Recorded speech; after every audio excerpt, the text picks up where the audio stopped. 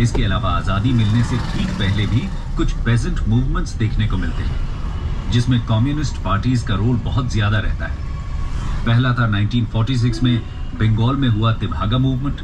यहाँ बंगाल प्रोविंशियल किसान अरे भाई साला एक से एक पागल है भाई ये लोग। 2/3 शेयर देने की डिमांड करते हैं। कौन से जोन में रहता है, दिमाग कैसे काम कर रहा था समझ नहीं आ रहा था। गांव जाकर शेयर क्रॉपर्स को ऑर्गेनाइज करते हैं, लेकिन जल्दी ही ये आंदोलन कमजोर हो जाता है। इसके पीछे कुछ मुख्य हाथ पैर चला जाएगा ना, सब समझ में आ जाएगा। की मिनिस्ट्री द्वारा बरगारदारी बिल अनाउंस करना, जिसमें रेंट पेइंग टेनेंट्स को कुछ रिलीफ ऑफर की गई थी। आज टाइम से निकले तो ट्रैफिक इतना लग जा रहा है कि लेट हो जाएगा।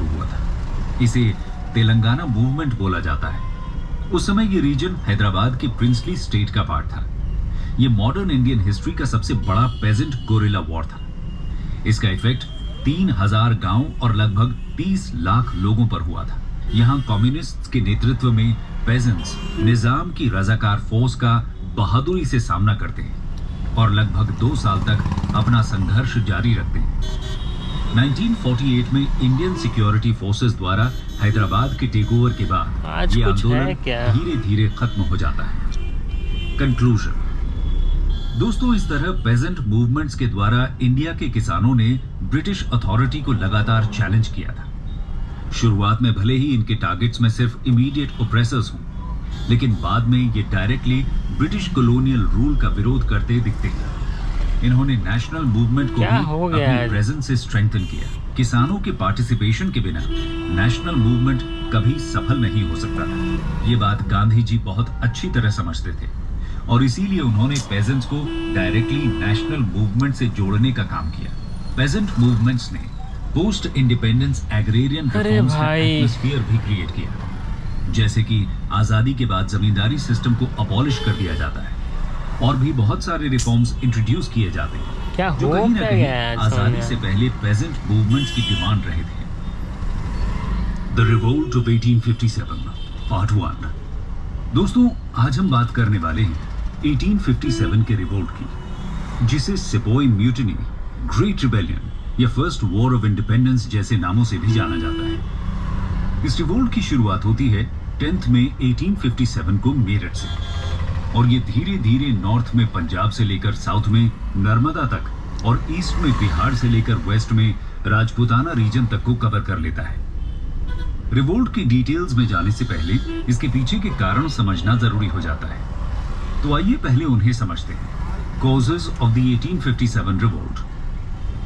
दोस्तों, 1857 के रिवोल्ट के पीछे कोई एक कारण नहीं बल्कि बहुत से कारण जिम्मेदार थे। ये रिवोल्ट नतीजा था ब्रिटिश कॉलोनियल रूल के 100 साल के अत्याचारों का। जी हाँ, 1757 की बैटल ऑफ प्लासी के बाद इंडिया में ब्रिटिश कॉलोनियल रूल की शुरुआत हुई थी और तब से लेकर 1857 आने तक ब्रिटिशर्स ने बहुत से ऐसे काम किए थे जिसकी वजह से इंडिया के लोगों में उनके खिलाफ आक्रोश पैदा हो रहा था। इस आक्रोश को चिंगारी मिलती है 1857 में और शुरुआत होती है इंडिया के फर्स्ट वॉर ऑफ इंडिपेंडेंस की। आइए पहले आक्रोश के अलग अलग कारणों को समझते हैं। सबसे पहले बात करते हैं पॉलिटिकल यानी कि राजनीतिक कारणों की। Political causes.